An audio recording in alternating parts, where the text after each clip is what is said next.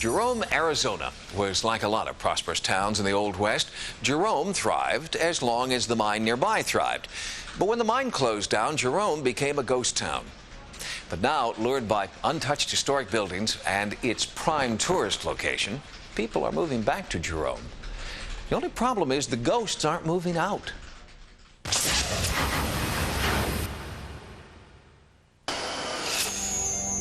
Jerome is in the middle of nowhere. But in the 1920s, this was a boom town, home to one of the most lucrative copper mines in the world. Legend has it that everyone who was anyone visited Jerome.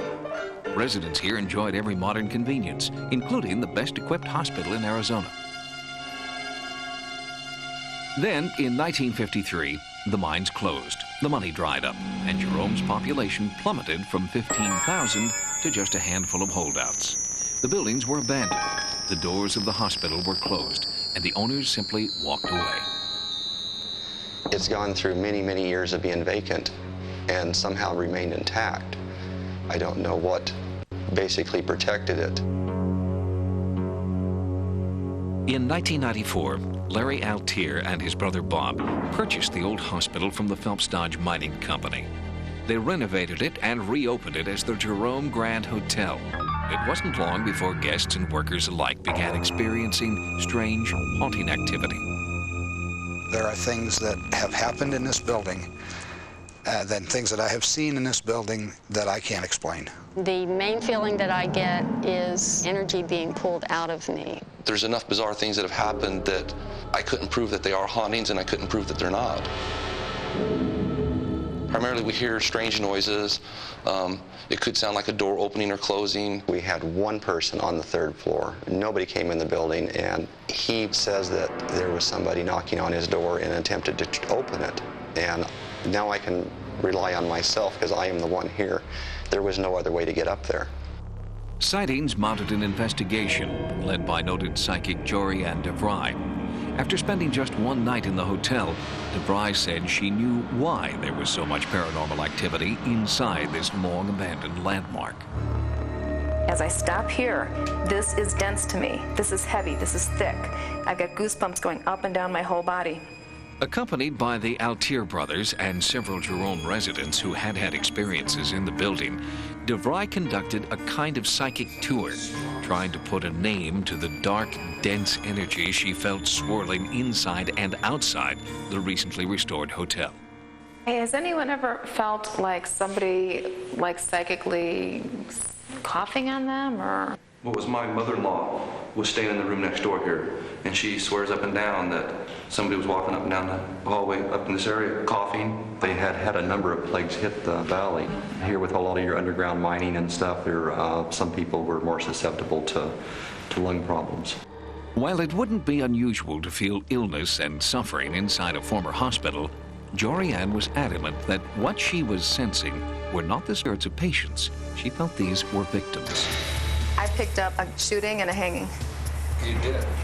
Yes, I did. I'm telling you, you're scary. The shooting that you're referring to was an attempt. It wasn't successful, and that happened in the room we just walked through. The superintendent was successful in his shooting. Now, here's one I don't know about. Okay, good. Then we did have a successful shooting, Yes. right? Oh, can I add one more thing? Yes. Did somebody fall to their death? This is what I've heard. I cannot document it. I've heard that a guy was injured and he was in a wheelchair. Okay. And he pulled himself out here and he got himself over it. And although DeVry had never visited the hotel or read about its history, she walked directly into this room and revealed a tragic secret. I picked up somebody hanging themselves very clearly in this environment. Goosebumps. Choked with emotion, former police chief Ron Balator revealed that in 1983, in this very room, he had discovered a body hanging from this pipe. Was there anyone that was involved in a relationship situation at all that kind of drove them, Yes. Beyond the point and stuff? Because I'm telling you, something heavy was going on. It was a Right on the romantic money. situation. I know Right it on the was. money. The gentleman that lived here was separated from his wife. Okay. by some circumstances that he had no control over at all. Right. As a matter of fact, my understanding is that some relatives really had control of his life. And he did not want to be separated from his wife, and nor did she want to be separated from him. But he ended up living here while she was living in Clarkdale. And I guess at some point it just got to be too much for him. Throughout her tour, DeVry kept coming back to this elevator where she felt very negative energy. When I was coming into the elevator, I sensed that there was like a heaviness in the air. It felt like it was thicker, more dense. And it was in the boiler room, where the elevator's motor and controls are located, that DeVry began to put together more pieces in this hotel's psychic puzzle. This seems to be significant. It felt like activity around this area.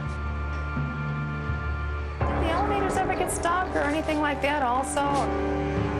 In 1935, they were having a problem with it. See, and even right now, sitting here, I'm getting a little pain in my head.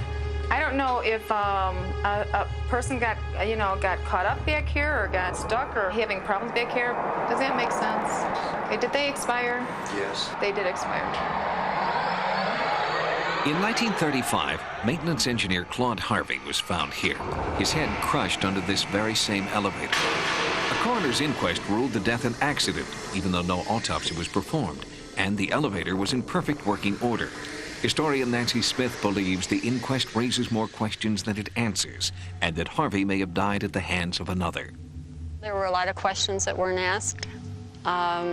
I think they were in a hurry to get as much of the minimum facts in as they could so that they could come to that verdict that it was an accidental death and that the company had no responsibility in it. I think it's a good whodunit.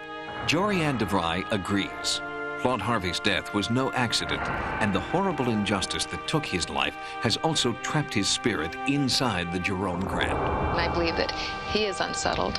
I believe that there's some restlessness around him and his questionable death. DeVry believes that Claude Harvey's restless spirit has created a negative psychic vortex at the Jerome Grand.